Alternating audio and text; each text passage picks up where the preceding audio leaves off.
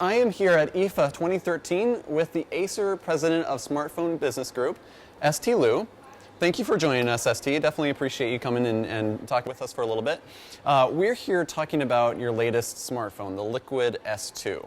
Many of our readers may not know that Acer is actually a big player in the smartphone industry. So is this a relatively new move for Acer? Well, I think it's relatively new move in comparison with the other players in the marketplace. If you look at when we started doing smartphones, effectively a few years ago, but we actually revamped the whole business last year and took a new strategy and focus on market, focus on products we want to do. So it is relatively new to us as well. Yes.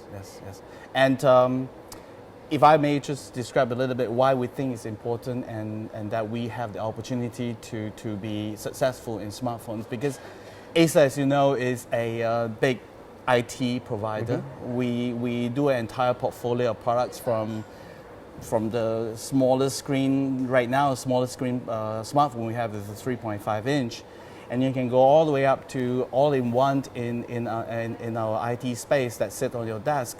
So I think because of the experience in computing, and that smartphone is moving so much into the computing space, sure, it's tailored to be more user-friendly and all that, but if you look at the horsepower and all that in smartphones, it's very much a computing device on your hand, and with all our experience in the IT space, we believe we have the unique experience to bring those computing experience, so-called, into smartphone. That's why we think it's important for us to bring that experience and that realization to our consumer and our customers.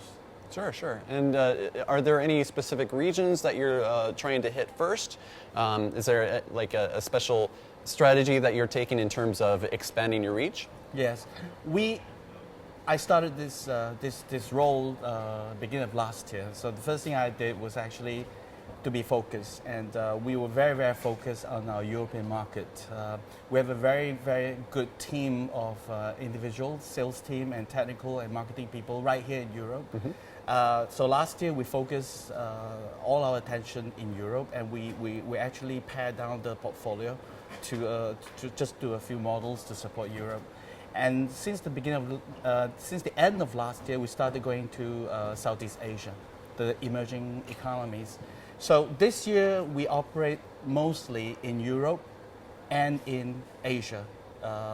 And then next year we're thinking about some other regions, for instance, South America. Mm-hmm. But we're developing very cautiously, and then very focusedly. It will be the strategy. So you were talking a little bit about Southeast Asia, and of course that's becoming a rather competitive market right now.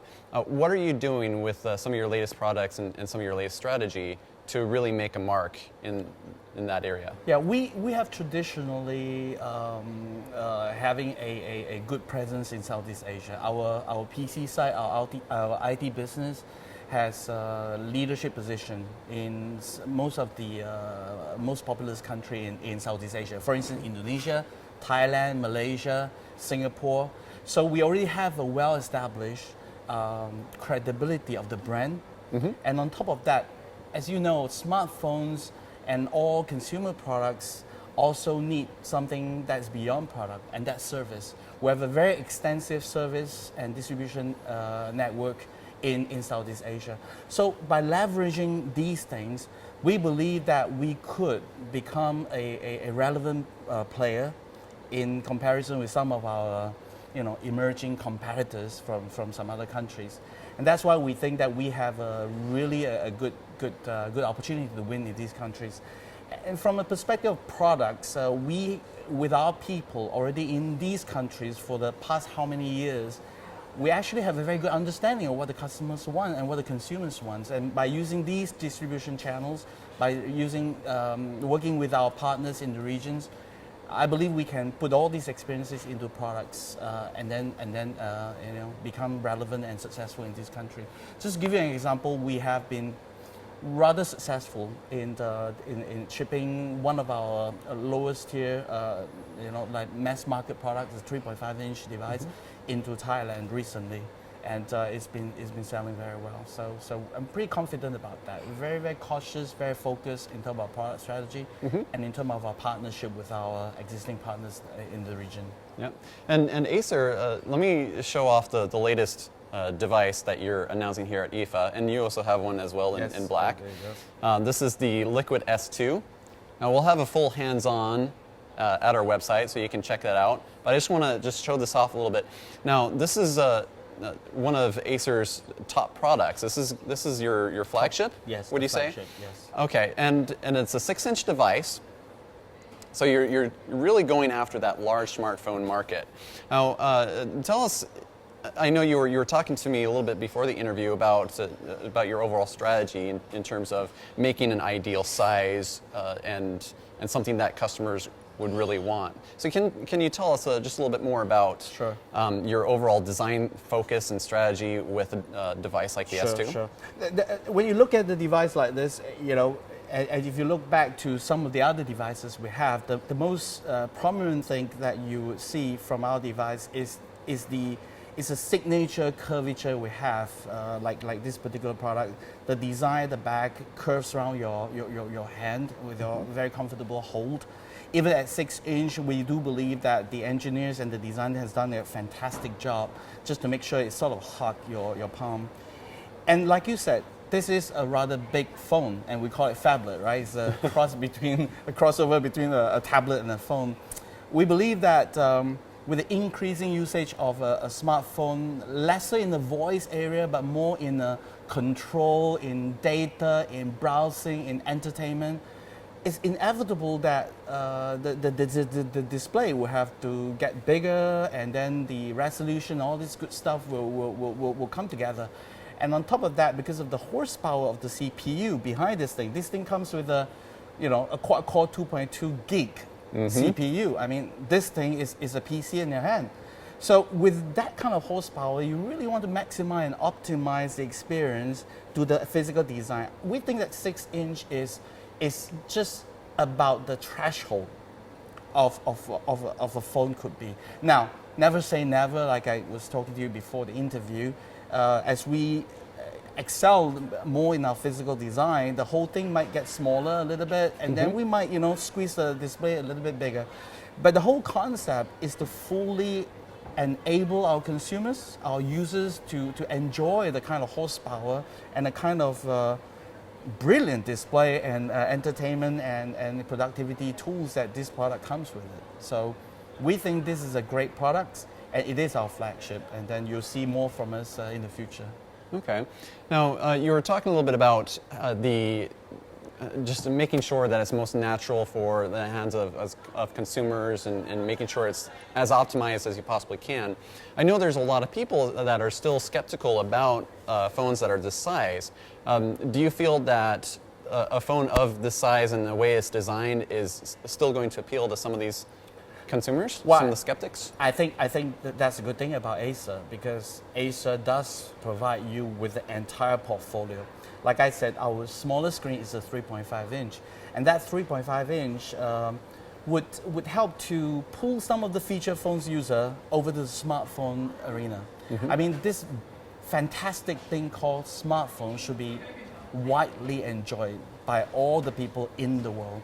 So I think the best way to answer that question is that we designed that portfolio to cater for these different segments. I think, my personal experience is that once you start using a larger screen device, it is very difficult for you to go back to a smaller screen device. So our job is to make sure that while giving the consumer a big enough display device, it is comfortable enough still to be held in your palm and put in your pocket. So that's how I see that. I think people are going to accustom to that. You already see that happening in the marketplace, actually. Right. And one other thing I want to point out, especially with a phone like the S2, that this is, I believe, the first 4K, the first phone with 4K recording capability. And I believe the Snapdragon 800 certainly helps power that. Of course. So I think that's one great benefit of having such a large screen is you also have a much better display to take advantage of it and especially when you are playing back some of this 4K resolution. Right. Some of your video samples and things, they can certainly help with that, right? Sure. So, did you find a sense of urgency in making sure that you were the first to get 4K out there? I think we all have this competitive nature. So I think whether we go outright just to beat the competitions or not, I don't think so. We didn't specifically design the product just to do that. However, we did do it because we believe that with the 4K recording capability and with the other portfolio, the PC, the notebook, the desktop, the all-in-one that Acer provide, these contents, these 4K contents, can be very easily used, edited, viewed, retransmitted or whatever through the other portfolio that Acer has. And it is exactly that goal and that vision that we want to come up with a 4K recording device. So use this guy to record, use our laptop or our all-in-one to do editing and viewing or to transmit. So it provides that vision umbrella of Acer being a company that can provide you from a 3.5-inch smartphone all the way to the projector and display and so on and so forth. That's our vision. So with that vision, we bring this 4K recording capability out. It's great that we are the first to announce it. I would say that that's a good thing. I'm happy about it. Well, and being being the first to come out with 4K recording capability, it shows that you are certainly a force to be reckoned with in terms of the competitive sphere. You have a lot of heavier competitors out there who have certainly a lot of great features, but coming out with 4K, that's a great way to really stand out of the crowd. And one last question I wanted to ask you before we wrap up. I wanted to talk to you a little bit about the U.S. market. Now, this certainly is a very competitive market, and it seems like there are a lot of struggles for phone makers to actually make it big there. So, is this an area that you are hoping to focus on? What are some of the challenges that you have for getting into the U.S.? Well, I think I'm always looking for opportunities. I mean, I believe that we have the technologies. I believe that we have the know-how and certainly the ambitions to go to the North American market. The reason we are not active there yet simply is because I think we want to get the foundation solid. I mean, look at our competitors. They have been spending, the last 10, 15 years doing smartphones, and we have spend lesser time doing smartphones. But then, technologies and learning curves is not linear anymore, and a lot of things are a lot faster these days. We're learning a lot faster and so on and so forth. I would say that I'm always open and I'm always looking for opportunity to do business in North America.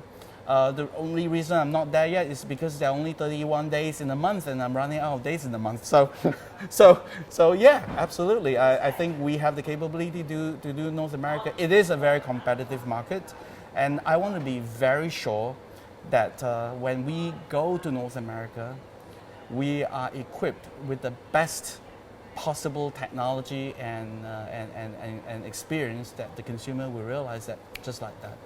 And then we'll be there, and then we will be successful. Oh, great. Well, ST, I definitely appreciate your time. Once again, this is ST Liew. He is the president of Smartphone Business Group, and he is here with us at IFA 2013. Thanks again for watching, everyone.